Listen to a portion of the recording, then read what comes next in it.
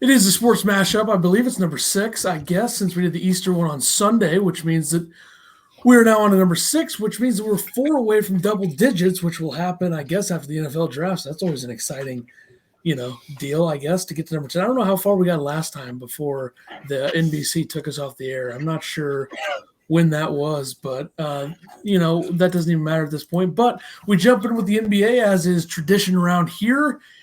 And really not much. The Suns and the Jazz played tonight, which I thought was notable, being that they have the 2 best records in the league, number 1 and 2 in the West. And I, as a Suns fan, I'm going to look at this objectively. Not really, but if they win this game, they have a chance to catch the Jazz. If they don't win this game, I don't think they will. I think they're 2.5 back right now. They win this game, they're 1.5 back.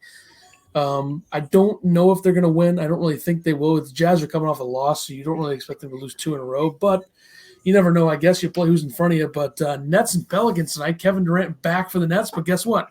Another member of the Big Three is gone. James Harden hurt his hamstring, played 4 minutes against the Knicks, and he was out. And they're never going to have all 3 play together until the playoffs. But you're all right with this. You don't care if they have 1 or 2, right? The Suns. You just don't want them to have that 3 spot and have to play get me away from having to play the Lakers. That's all I care about. I don't care who. They're probably going to end up – if I had to guess, if they get the 2 seed, they'll probably play like Dallas or someone like that. So I'm fine with that. But I don't want any part of playing the Lakers in the playoffs when LeBron and AD are back, especially in the first round. So speaking of them, perfect transition, Marc Gasol. I'm not happy. Definitely not. Like, the coach told me he's not the option even after signing Andre Drummond, and he's not even the C or D option in LA as a center. Even with AD gone and Drummond now being hurt, he's still not the option. I mean, LeBron's not playing either. So I don't know why you signed him. Who's the option now? Harrell? I guess, but an undersized center. Yeah, I mean, Montrezl Harrell's – is he even that good offensively? I mean, I don't know. I just think the Lakers are kind of mailing it in until the playoffs at this point. They're going to make it, you have to assume. But I don't know what they're doing. Nobody knows. It's a weird roster. After LeBron and AD, it's a very weird roster. So yeah. I don't think they'll repeat, to be honest. We'll see. I also don't know if the Suns or Jazz are going to be able to come out of the West. After that, maybe the Clippers do it. We'll see. Lots to cover before the NHL and NBA playoffs are going to be starting here soon. So we'll be in a double-digit episodes by then, which is always an important factor, of course. But, all right, let's go to the NFL, where a lot has happened over the last week. I mean, there's been a lot of things that have happened. A lot of speculations.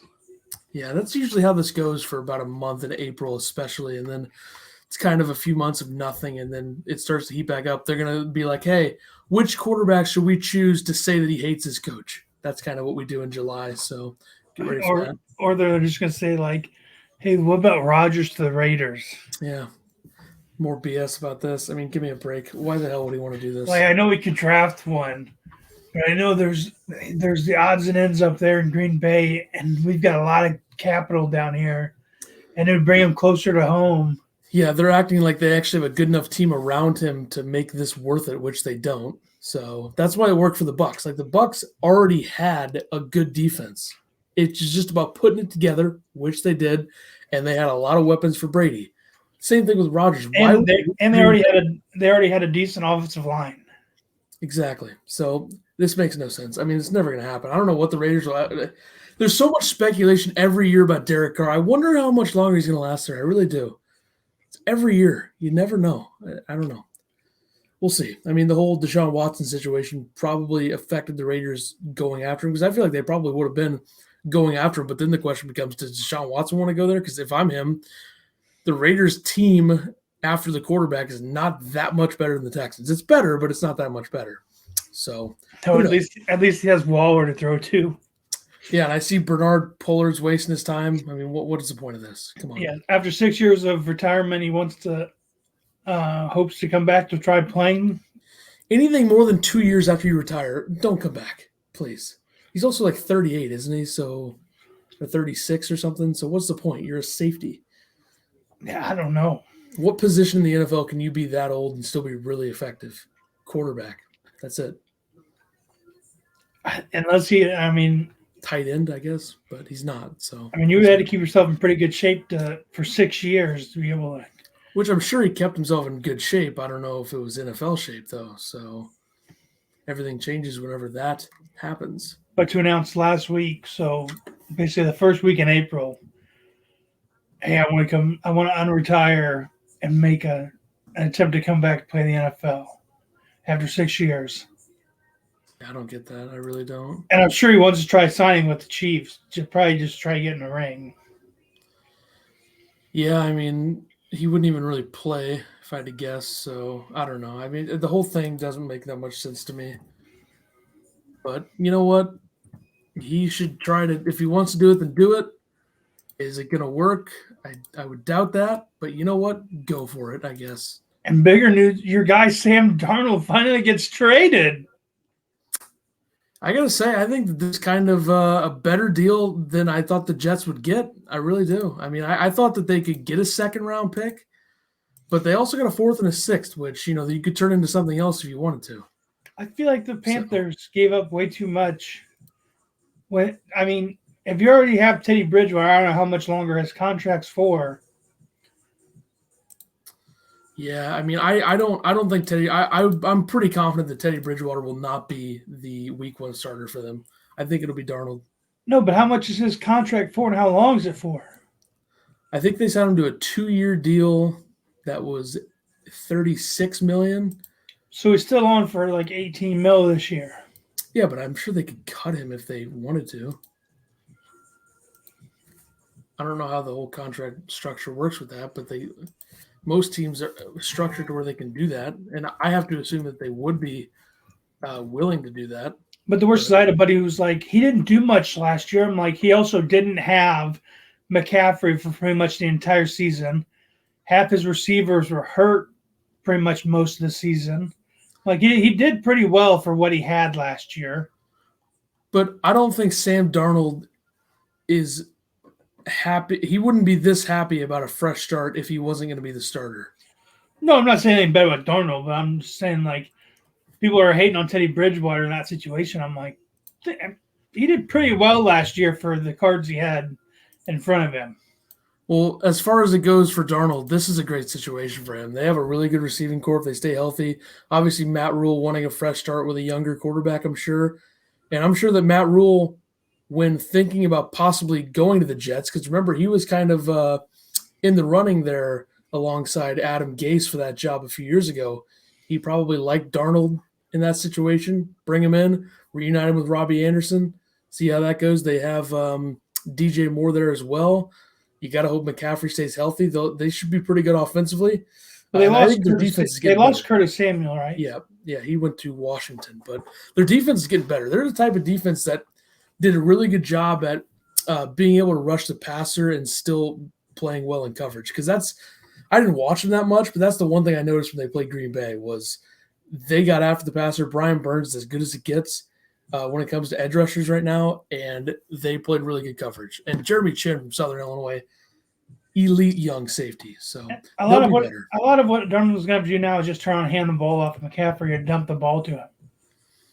Yeah, but the good thing about Darnold is that he has the talent to do other things too if you have to have him do that. I'm just saying a lot of what he's going to have to do now is also just do that. And the final thing I have on this is he's finally in a situation with an actual offense around him and a seemingly competent head coach. Because the Jets were a disaster when he was there. But to go with to talk about this, the Panthers gave the Jets a 6th rounder in 2021 and a 2nd and a 4th rounder in 2022. I think it's a good deal for the Jets. I think could be good for the Panthers.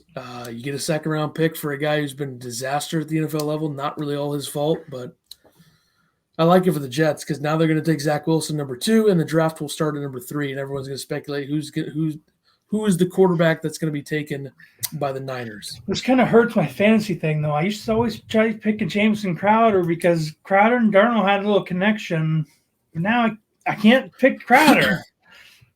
Well, Crowder's also probably not going to get as many touches now or catches because he's also got better receivers with him now. Corey Davis, Denzel Mims if he's healthy. So we'll find out. The draft will start at 3, though. And then before we get into the NFL draft stuff, Aaron Rodgers has hosted Jeopardy 3 times, I believe, to this point. He'll do Thursday, Friday, and then the week of the 12th next week as well. I think he wants to do it full time, honestly. And he can do that and probably still play because you only film 40-something days of the year with that. And you know what? If he wants to do it full time and still be the quarterback of my team, I'm fine with that. Because he's not like a young quarterback that needs to focus on football. I mean, he's he's effing 38 years old. I've never actually done that before. I dropped an F-bomb. That was really casual, but we'll leave it in. What can you do? I've never done the F-bomb though. Usually it's like the SH word, but anyway, it got really casual. I have a thought we were having a conversation. Like the team or the management might say something about it where they might not want to do it during the season. But I mean, he's got how many other weeks during the year he could do it? Yeah, just for 20 weeks out of the year, he can't do it.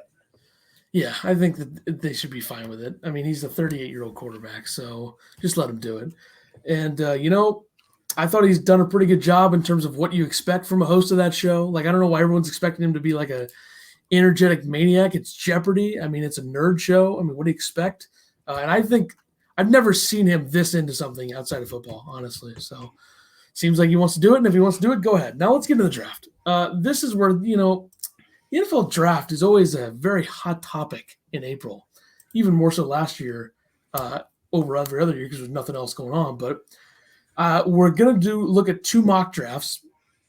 Yeah, I asked Ethan to look at 2 mock drafts that are on different ends of the spectrum. Yeah, so on here I wrote Ben Rolfe, Pro Football Network, but his was a little outdated since when I wrote that. So we're going with Nick Farabaugh from Pro Football Network, who did his mock draft 2 hours ago. So where should we look at this to start? I mean, does he have the first 2 picks the same? So they both have Lawrence and Wilson at 1 and 2. Number 3 is where there is a slight disconnect. So the Pro Football Network mock draft has Trey Lance out of North Dakota State at number 3, and then Todd McShay, ESPN, has Mac Jones at number 3. So ESPN buying into the Mac Jones hype. I don't know if that's a significant thing or not, but I guess it is. I mean, I really think that Mac Jones fits into Shanahan's offense. I would think that he would, but that just feels like so high for him. Number 3. I mean, I think most people don't even have him. Think about it. He comes from a system with the good line and good receiving core and everything. He's stepping right into the same thing. I don't think that his ceiling is that much higher than Garoppolo's, honestly. So I just think that taking him number 3 doesn't need that. He just needs someone to get him the ball. But moving up 9 spots and giving up 2 firsts, that seems like a little much. I don't know. I don't think anybody would have taken Mac Jones in the top 11. So if it's moving up to 3 to take Mac Jones, it makes no sense to me. But I would trust Kyle Shanahan with any quarterback. So what the hell, right? And then number 4 and 5, McShay has Kyle Pitts to the Falcons and Jamar Chase to the Bengals. Pro Football Network has Justin Fields to the Falcons and Penei Sewell to the Bengals. So I like the idea of the Bengals going O-line over Jamar Chase. I thought you wanted Bengals to take Chase because you wanted them to reunite. That would Chase be fun. Burrows. But at the end of the day, getting an offensive tackle for a young quarterback who's coming off of an injury, a significant one, feels like good value, especially a guy with as high upside as Sewell has. So either way, it's whatever. But I'm trying to figure out. So they got Devontae Smith, Jalen Waddle, 6 and 7, which means Devontae Smith, the Dolphins, both of them have that. And Jamar Chase of the Lions is number 7 for Pro Football Network, while Jalen Waddle of the Lions is number 7 for the ESPN mock. I'm trying to find other things. So both of them have Smith going to Miami? Yeah. Then you go down a little bit. You look at Todd McShay has Trey Lance to the Broncos. Justin Fields to the Patriots at 11 is something that McShay has with a trade up with the Giants for the Patriots. So that would be interesting. Mac Jones to the Patriots at 15 is what they have for the Pro Football Network. Let's see here. What's notable? Kadarius Toney to the Bears at 20, a nice slot guy for Andy Dalton. And if you want to look at the Bears, because I'm sure a lot of people who listen to this are Bears fans, that's where we're from, and that kind of stuff. I think the Bears could use a slot receiver. Yeah, I mean, I don't know if I'd go receiver first round on the Bears. No, not a good one. Not that they need one right away, but I'm saying they could use one. Yeah. Greg Newsome is a corner who Pro Football Network has the Bears taking, a corner out of Northwestern. Says, let's get a little weird again. The Bears released Kyle Fuller and said their draft needs in flux. Where's Patrick Surtain going in either of these? So the ESPN one has him going in the top 10 at number 8 to the Panthers. And then this one has him going at number 16 to the Cardinals. The Pro Football Network one has him going there. Very good corner. Number 1 corner in this draft by a lot, in my opinion. A pick that I like in a mock trade that puts the Patriots at 11 and the Giants at 15 for ESPN has Jeremiah Owusu-Koramoah, inside linebacker, Notre Dame. And I'm not just saying I like him because of his name. It's a great name, but a lot of skills there. I like that pick for the Giants if they were to do that. Let's take a look at our teams now and who they have our teams taking. So we'll start with mine since my team has a 29th pick. ESPN says Jamin Davis, inside linebacker, Kentucky, no thanks. And then Pro Football Network has Tevin Jenkins, offensive tackle, Oklahoma State. I like the offensive tackle pick more than if they're going to take an inside linebacker that isn't like one of the top 2 or 3 ones, just trade back. I mean, that's kind of how I would look at that. I want Asante Samuel Jr. at all costs. So, and where do they have him going? I don't know if they have him in the first round. I don't know. ESPN does not have him in the first round. But they have you taking some guy from Kentucky. Yes. And then the other one I don't think has him in there either. If I had to guess, you're going to like the Pro Football Network's pick, I think, for your team. So, yeah, they don't have Asante Samuel Jr. going in there. All right. Let's look at the Bucs. ESPN says Zaven Collins, outside linebacker, Tulsa. I think that's a great pick. Versatile linebacker. If they get him, that'd be a nice pickup, even though most people probably haven't really seen him play. I haven't seen him play that much either. I don't know where he'd play, though, right now. You don't really need him to just come in and play. Just have him there. He can come in on some downs, and then if there's injuries, he could step in somewhere. So have him the outside or the inside. I mean, I really like a corner right now. Well, you're going to get an edge rush, and you like it, according to Pro Football Network. We just signed JPP back. Jason Owe, Penn State. So your program taken by your team. And where's Najee Harris going in these? 24 to the Steelers, according to ESPN. And he drops all the way to 24? They have the Jets passing up on him to get ETN. 18 to the Dolphins on Pro Football Network. By the way, this Pro Football Network mock has Javonte Williams, running back, North Carolina, going to the Steelers in the first round. So that would be a significant jump. If the Dolphins come out of this with Devontae Smith and Najee Harris taking all 3 members of Bama down there. I mean, hey, that's kind of like, pretty electric if you ask me, but I don't know. We'll find out. Roll Tide of fucking Miami down there. Yeah. I mean, here's how you look at it. Overall, I just exited the mock draft, so we don't have them anymore. So let's just go to the team needs thing, actually that's next week. All right, never mind. Let's move forward. I want to go to the NHL real quick before we get into college basketball, the Masters, and the MLB, because we have breaking news in the NHL. A massive trade just went down between the Islanders and Devils, like just now. So I put on here Kyle Palmieri will be traded by the Devils likely. I just put question mark. He's number 3 on the TSN trade bait board. So we have a little bit of tri-state area trading action. The Islanders have acquired Kyle Palmieri and Travis Zajac from the Devils for AJ Greer, Mason Jobst, a 2021 first-round pick, and a conditional 2022 fourth-round pick. the Devils have retained 50% of the salaries for both Palmieri and Zajac. So, I mean, that's a pretty interesting deal right there. You got the Islanders can add a guy like Palmieri who's from the area right into that top six. Anders Lee's out for the season, so they need a guy in there. Travis Zajac is a tremendous veteran presence. He will fit so well with the Islanders. So, but if these guys are paying half their contracts, these guys, I'm guessing, are on the last year of their deal. like, Palmieri definitely is. I'm not 100% sure about Zajac. Well, if they're paying half their contracts, they have to both be. Yeah, I mean, another thing is the smart thing for the Devils is that you pay 50%. That's probably how they were able to work a first-round pick into there. Because if you're paying 50%, you can get even more value out of it. And getting a first-round pick, even though it's the Islanders, so it'll be in the 20s probably, I like the deal for the Devils. And you know what? What sucks for the Devils is that they've been so damn bad. I thought eventually they would be pretty good, but it has not worked out there. Well, this ruins one of my picks for later tonight. I mean, sometimes you got to take it on the chin. What can you do?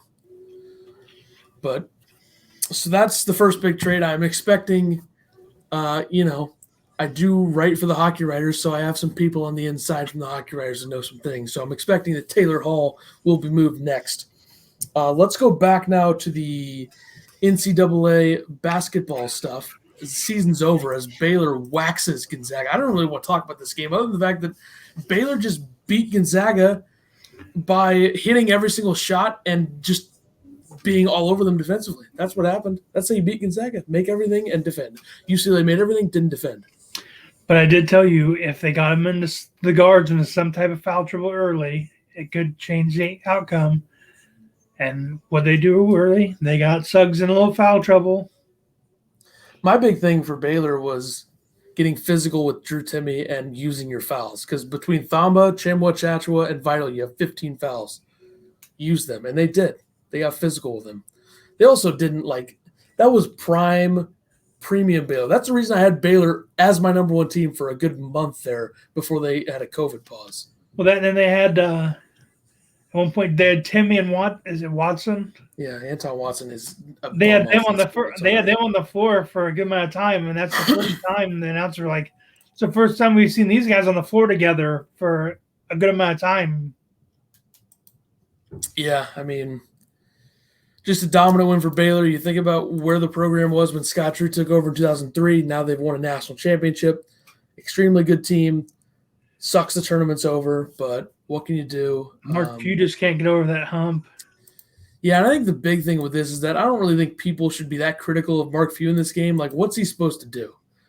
They just got beat. I mean, I don't think there's anything he could have done to be able to win that game. You look at any contested shot, Baylor was making them. Baylor just – I don't know how you beat that defense. No, I mean, Gonzaga made a lot of unforced turnovers. Yeah, and you think about this Gonzaga team, huge missed opportunity. Obviously, they'll be really good again next year, but I don't know. Speaking of which, I got real quick my, quote, super early top 25 because we do top 30 because we do that around here. April 6th is when I did this yesterday, top 20 or top 30 for next season. I'll run down the list real quick. My number one team is Gonzaga because they're going to have Chet Holmgren and Hunter Salas probably coming in, and they're going to lose Kispert and Suggs, but they'll keep Timme, so that'll be good. Michigan, Purdue, Ohio State, UCLA, Maryland, Villanova, Alabama, Kansas, Baylor is the top 10. 11 through 20, Virginia Tech, Florida State, Duke, Kentucky, St. Bonaventure, Arizona, Syracuse, Arkansas, Oregon, Michigan State. And 21 through 30 is North Carolina, Houston, Belmont, UConn, Illinois, USC, Virginia, Colorado State, Tennessee, and Texas. So Illinois starts at rank 25? Yeah, which it really depends on if Kofi Coburn comes back. They'll probably be 20 around there. But if he leaves, though, you're not in the top 25.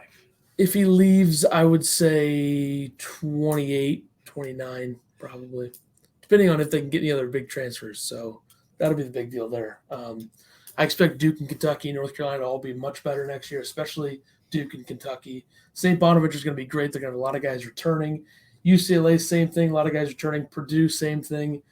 Maryland's going to have a huge inside-out duo coming in from the transfer portal. Fats Russell from Rhode Island and Qudus Wahab from Georgetown. So lots to cover. We'll talk college hoops much more in the next 8 months or whatever it is. So there you go. Okay, let's do. What are we doing next? I guess the coaching stuff. Chris Beard goes to Texas from Texas Tech. Good hire for Texas. Best hire they could have made, in my opinion. So I don't know about that. I don't know who else they would have hired that would have been better, though, for me. I really can't believe they got rid of Shaka Smart. They didn't really get rid of him. They kind of just pushed him out of the door, and he wanted to leave at that point because it was like, what else is he? He's going to get fired if they didn't make the tournament and make a big run. He would have gotten fired. So I don't know. That's just my view on the whole situation. It's pretty brutal, but I don't know. I mean, he made the tournament. He made a decent run in it.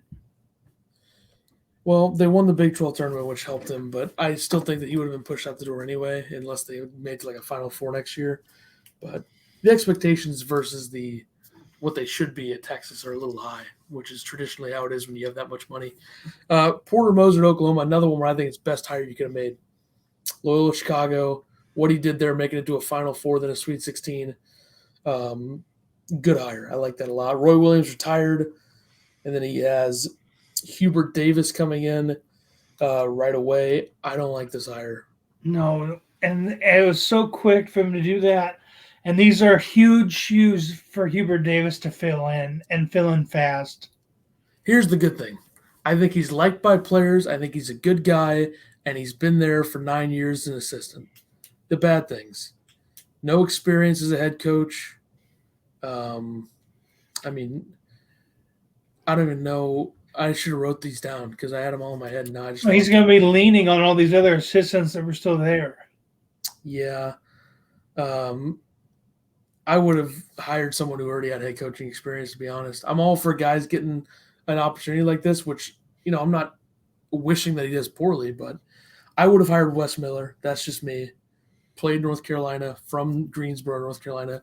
3-time regular season Southern Conference champs with UNC Greensboro. They won the Southern Conference tournament this year and made the tournament and gave Florida State a bit of a run. I would have hired him. He played in North Carolina as well, so that's who I would have hired. But we'll see. Texas Tech job is not open anymore. Mark Adams got that job, the assistant at Texas Tech. Wouldn't have been my first hire. Don't hate it, though. I would have hired Joe Golding from Abilene Christian, who's basically Chris Beard's best friend. Would have been a great hire to step right in and have a similar system and situation, which I still think they will have. But Drew Valentine is the head coach now at Loyola Chicago, Denzel Valentine's brother. He was an assistant under Porter Moser. He's also very young, so I think this could be an interesting hire. See if he can keep the tradition going at Loyola Chicago. I don't know why Bill Self got a lifetime contract at Kansas. He could be suspended at some point.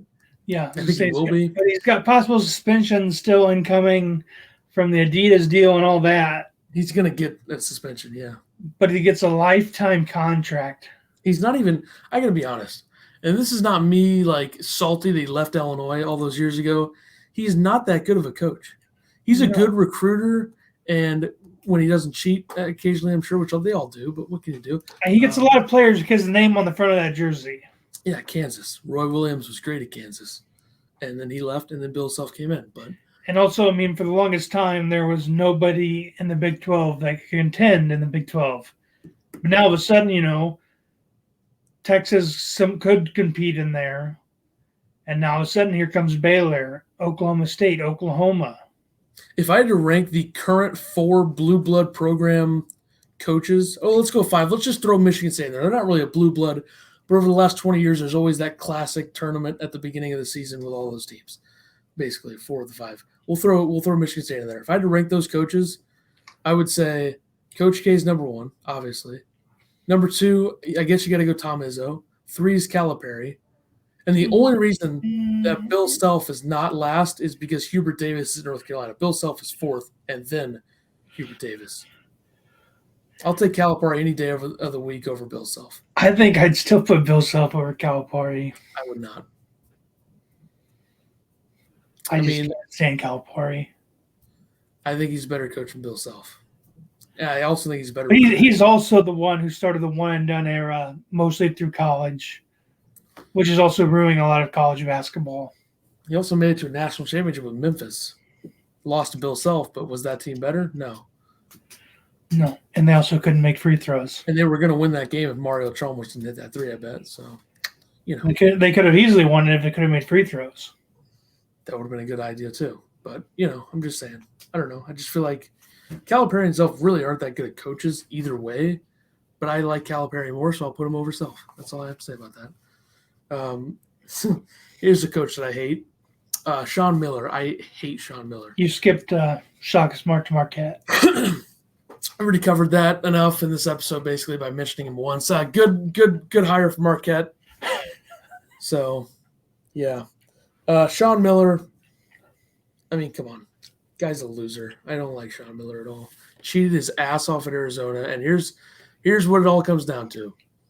If you cheat, you better keep winning, because if you don't keep winning, you're going to get fired, and that's what happened to Sean Miller. Better win if you're going to cheat, Sean, and better not sweat through that shirt more than you already are. So I don't know what's going to happen in Arizona with the job. Channing Frye, is he still playing in the NBA? Probably not, right? He played there. Maybe he's interested. I don't know. Last I thought he was he was still in the league or he's playing overseas. Well, either way, the best hire of this entire cycle by far is obviously Speedy Claxton. But is Walton still coaching anywhere? Who? Bill Walton's son, Luke. Yeah, he's the head coach of the Kings, I think, for some reason. I could see him leaving and going there. I mean, he played at Arizona. I don't really think anyone should ever leave an NBA job for a college job. If he gets fired by the Kings, which could happen because he's a really bad coach, maybe that could happen. But the only thing that Luke Walton would do for that program is like his name recognition, and he can't coach. So maybe he can coach at the college level. I don't know. But you never know. And he played there. Yeah, that helps. Speedy Claxton, greatest hire ever. Name is Speedy. I mean, come on. Give me a break. This guy, legend. Played at Hofstra, played in the NBA, been an assistant there forever. His name's Speedy, so good hire by Hofstra. Congrats to them. Joe Yesufu, big-time transfer from Kansas, who put that dude from whoever they played. Who did they play? I'm looking at the bracket. They played Drake. It's not even on there. Who did they beat? Oh, my God. Why am I blanking on this team? Who did Drake play? They beat Wichita State. Okay, got it. He put that dude from Wichita State on a poster in that game, and he really emerged when Tank Hempill and Roman Penn went out for Drake. He was scoring a lot of points. So good get for Bill Self, even though he won't be able to coach him. But Joe Yesufu's a nice pickup as their guard. And then you put something here about scholarships, which I don't even know what this situation is. Like, I know what's happening, but I don't understand any of it. Yeah, I don't either. I don't know what's going to happen this year. Because this year was basically a free scholarship year. It didn't count towards their year at all. They still, if you were a freshman, you still got 4 more years of scholarship years. So I don't know if, like with this inbound senior year or senior class of high school kids coming in, if NCAA is going to grant the schools more scholarships, or if they're going to keep the same and make the schools have to get rid of so many scholarship players. If that's why there's so many people that are entering a transfer portal, or if they're going to add more scholarship to each schools, or what the deal is. I don't know. I don't get it. I mean, all I know is that there is an insane amount of players in the transfer portal right now. And as far as I know, schools still have 14 scholarships for next season. And I don't think a lot of the seniors are taking the extra year. I've seen a lot of guys not take it. So I think it depends on the team. But I don't know. We'll see.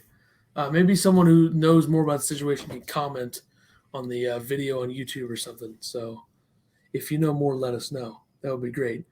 Let's flip now to the golf, where one of the better events in sports starts tomorrow at 7 a.m., which – don't forget to talk about who won the Valero Texas Open. Yeah, another one that I was all over, obviously. Jordan Spieth finally gets the monkey off his back. He's back. I mean, he hasn't won an event since 2017, finally wins one, and you know what? Don't let him get hot, folks, because he will not mess around, or he will mess around and win the Masters this week, so don't let him get hot. That's all I got to say about that. Will Dustin Johnson win it again? My answer, no. Hard to repeat unless you're Tiger. And obviously Tiger is not playing in this, so unfortunately, because due to excessive speeds. 87 and a 45, not great. I've never even come close to doing that, but I don't drive in 45s often. I don't drive in general often, so whatever. This should be a good tournament. I think it'll be good. A lot of good golfers. I mean, everyone's like, oh, Tiger's not playing. There's so many other great golfers right now and big names, too. Koepka's going to be playing even though he can barely walk. Dustin Johnson won it last year. The weather looks like it's going to be great down there in Georgia. Exactly. Plus, you can hear the Ray Charles Georgia song on the promos from ESPN. So Georgia? Boom. Yeah, you could do that if you want. Georgia. So there's a really good grouping or pairing or trio or grouping or whatever you want to call it. I think it's Koepka, Hovland, and who the hell's the third in that group? Damn it. Why did I forget that? It's not a featured one, but it's a good one. Who is it? I'll find out. The other ones are you got Dustin Johnson, Lee Westwood, and Tyler Strafasi. I've never heard of that guy. Rory McIlroy, John Rahm, Xander Schauffele, yeah. Justin Thomas, Lewis Oosthuizen, and Tony Finau, and then Jordan Spieth, Cameron Smith, and Colin Morikawa. So here's the thing. The best group or the best trio or grouping, I don't even know what the hell to call it. I don't know why whatever. The best one that isn't a feature group, that's probably better than all these, is Victor Hovland, Brooks Koepka, Bubba Watson. That's a pretty good one. I can't believe that's not a feature group. But if I had to rank these four in terms of entertainment value, I'd say number one is McIlroy, Rahm, and Schauffele. Number two is Spieth, Smith, and Morikawa. Number three is Thomas, Oosthuizen, and Finau. And number four would be the Johnson, Westwood, Strafasi group. That's how I would rank them. Any objections?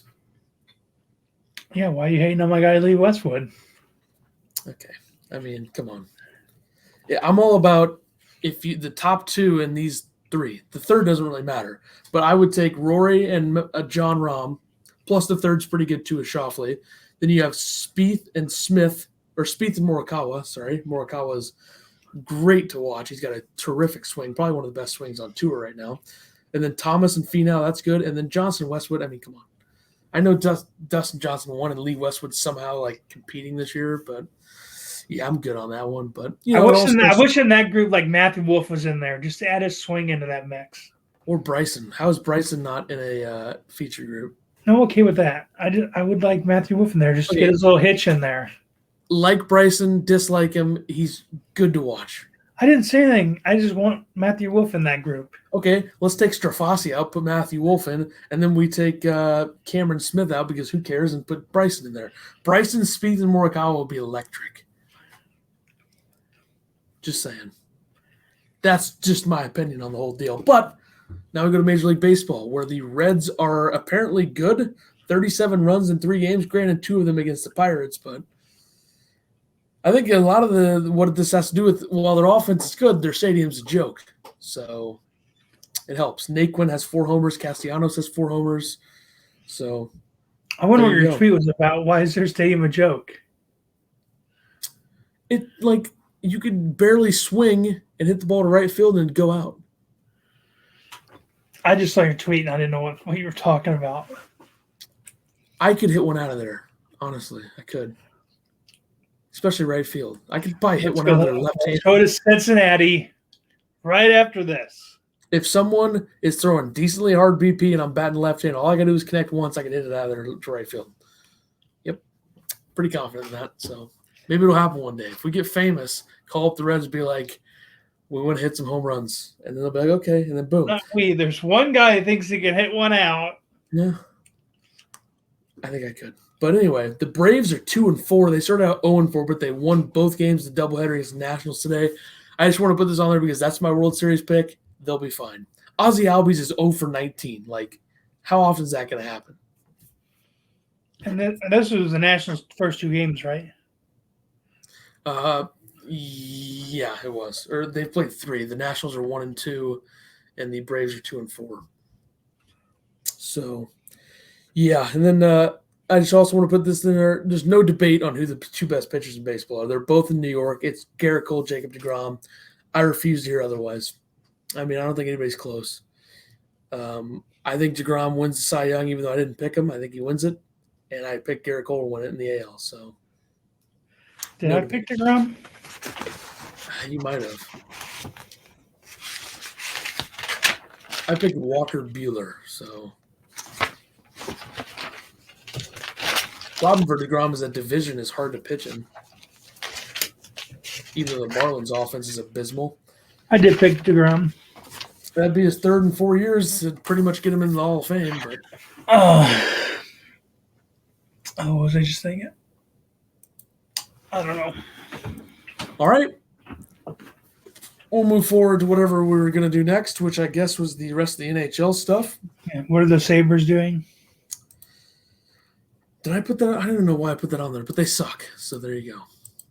Here's your update, number 6 update. We probably talked about the Sabres over the last 6 episodes way more than we should. Here's your update on the Sabres. They are bad. Okay, next up. Trade deadline, 5 days. Yeah, and then what's going on with the Blues? I thought they just got all their guys back off of IR and everything. Here's the thing with the Blues, and it's kind of just my opinion, being a fan of them, they suck. That's the thing.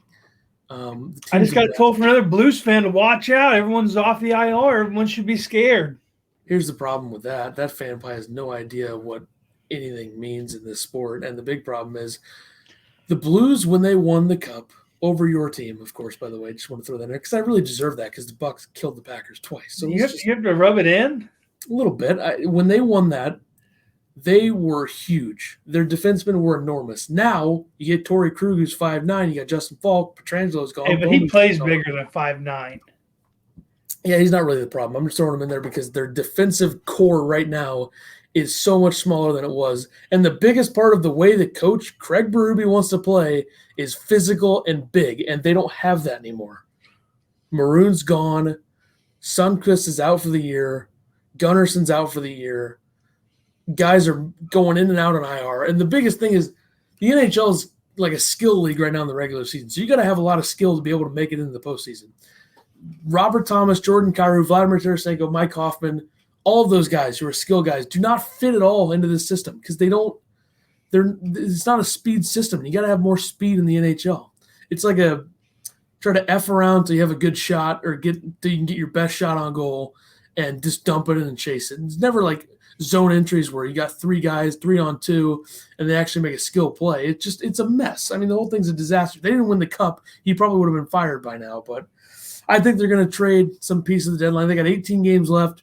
A lot of those games are against Colorado, Vegas, and Minnesota, who are the 3 best teams in the West by far. It's going to take a lot. They're going to have to go like 13-5 over the next 18 to make it to the playoffs. I don't think they're going to make it. They're 16-6. It's not a good situation. I didn't think we'd be here at this point. But they have enough talent and a good enough, minor league system or whatever you want to call it, that they should be good again next year in a normal season. Hopefully they can be more healthy, but it's a mess. Who do you trade? Well, Hoffman is on a 1-year deal. He's going to be gone. I'm pretty confident about that. Vince Dunn, I don't think they'll trade. Young defender, and he's going to be an RFA. I don't think they'll trade him. Tyler Bozak, another UFA after this season. I think he's gone. Jaden Schwartz would surprise me. He's another guy that's got 1 year left on his contract, which is this year. So at least 2 of those 4. So Hoffman, Dunn, Bozak, Schwartz, 2 of those 4 will be gone by next Monday. Pretty confident in that. So it's a disaster. And any Blues fan who's holding on hope that this is the same as 2019, shut up. I mean, it's not. It's not even close. They're so much worse. And they don't have a lot of time to make up for it. But I'll tell you this, if they win right now, you don't let them get hot. If they win tonight, don't let them get hot. Even though they got Vegas, Colorado, Minnesota, most of their schedule. So it's not going to happen. Another team that's in the Central, the former Central, which is Nashville. Nashville's a mess. Your thoughts? I haven't even seen them play at all, so. They're another team that their cup window is closing without a cup. At least the Blues had a cup. The Nashville doesn't. So, Matthias Ekholm's a nice defender. They'll probably have to trade him. Mikael Granlund and Eric Haula are both 1-year deals, so they'll probably be gone too if they sell pieces. I don't know where they are in the standings right now, but it can't be good if there's talk about them possibly selling. So they're in a playoff spot, but only by 2 points. Yeah, they'll probably make the playoffs. They're not going to sell pieces. What do we say? Maybe Columbus passes them, but I don't think the Blackhawks will. Then finally, the Sabres. Like I said earlier, Taylor Hall will be traded eventually. He'll probably be traded within the next few days. And by the time we do the next episode, the trade deadline in the NHL will have passed. So lots to cover there because I much more passionate and know more right now about the NHL than I do the NBA. So we'll have a lot to discuss with the NHL trade deadline next week. But now we go to the betting picks of the week, where I was not good last week. Hey, speaking of betting last week, I did pick Baylor. You did, and I picked Gonzaga, so a miss by me. I went 1-2 in the tournament. I had Baylor over Houston. Gonzaga didn't cover either game that I had them in. So I went 0-2 in the NHL, and then 2-1 in Major League Baseball because the Mets-Nationals game that I picked got canceled or postponed, sorry. And then in golf, of course, Jordan Spieth nailed it. So another winner. Keep them coming.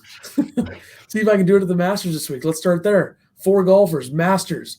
Obviously picked my boy Kiz. Who'd you pick for your 4? I picked Dustin Johnson. Going with the reigning champ, all right. Plus 950. I picked my guy Lee Westwood. Plus 5,000. No chance. Brooks Koepka.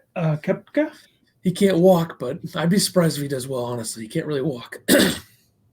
Hey. He got a really bad left knee. Do I judge your picks? I think you should. I love Brooks Koepka. Plus 2,000. And then my long shot is Bubba Watson. Plus 10 grand. I also picked him, but I also have an even longer shot than Bubba Watson. So I went with Colin Morikawa plus 3,000. I think he's due to win another major. He did win the PGA Championship, but of course, the beautiful TPC Harding Park in San Francisco last year in August. I got Spieth plus 1,200 because don't let him get hot. Just like the Blues, don't let Spieth get hot. Don't let it happen. I got Bubba Watson, as do you, plus 10,000. How about that? That would be interesting if Bubba Watson won the Masters again and we both had him, and then we could both brag about how we got a golf pick right, especially at plus 10,000. That's basically what Spieth was for the Texas Open. So. No, he wasn't.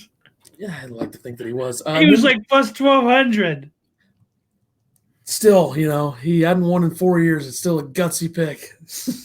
Gutsy was the favorite. He's like third, but, Kevin Kisner, plus 20,000. Give me my boy Kiz. Everybody loves Kiz if you watch Foreplay and such. Great guy. And plus 20,000. Don't let Kiz get hot. If he has the first couple days in the leaderboard, he's in the top 20, you better watch the hell out. So plus 20,000 on him. So we'll see. NHL money lines or puck lines or whatever we're doing for tomorrow. We got 2 of them. What do you got? NHL, you said? Yep. I took New Jersey minus 134 over Buffalo. Well, that's going to be a barn burner of a game. You got one of the best scorers for the Devils gone. One of the best third, fourth line leaders gone. But. Yeah, as I said, that bet I just told you that trade just really screwed me over for later. Yep. And then I took Boston minus 106 over Washington. Good.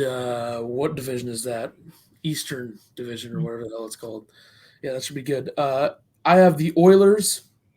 Did you pick money lines or puck lines there? Money. Okay. I got the Oilers minus 190 at the Ottawa Senators. They also just played now. I don't know who won that game. It was going on a few hours ago. And then I got the Flyers plus 147 at the Islanders. I don't know if Palmieri will be in the lineup tomorrow for them, but they're not winning, so Flyers are going to win. Watch. Then NBA. This is a pretty Did you say you took a 190 money line?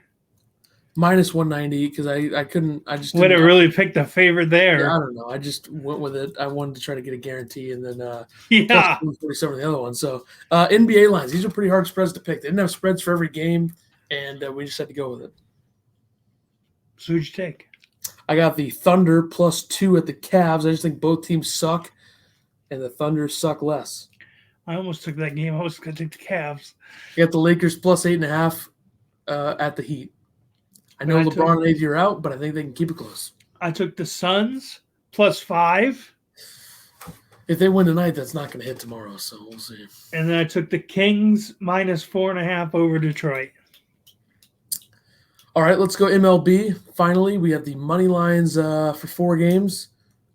And it was on ESPN, so I didn't see the underdog, so I had to go with all favorites. I took the Cubs minus 140 over Pittsburgh. I also took that. I took the Rockies minus 115 over Arizona. Okay. I took Houston minus 160 over Oakland. And I took the Twins minus 180 over Seattle. I also took Cubs minus 140 against the Pirates and Astros minus 160 against the A's. Then I took Red Sox minus 177 over the wagon Orioles, who are back down to earth. And you got to figure the Red Sox just got swept by the Orioles last weekend. I don't think that'll happen. Yeah, I didn't want to touch that series because of that. I'm not too worried about the Red Sox. They're going to turn into a wagon eventually and win the whole damn thing. All right, Blue Jays minus 111 against the Angels. Blue Jays lineup talented. I think they're going to get hot at some point. How many teams you have winning the whole thing? You said the Braves and now the Red Sox. How many teams you got winning the whole World Series? You know, the Blue Jays might win it too. And the Cubs and the Astros, all 4 of them. Got 12 teams winning the World Series. Well, you know, that could happen at some point. I think eventually we're going to have 4 different playoffs, and it's going to be 4 different champions, and the whole big deal. That'll be fun. But anyway, that'll do it for us. So we'll be back next Wednesday, number 7. We'll talk about who won the Masters. We'll talk about the NHL trade deadline. We'll talk more NFL draft. And a lot more and all that stuff, and we'll see you then.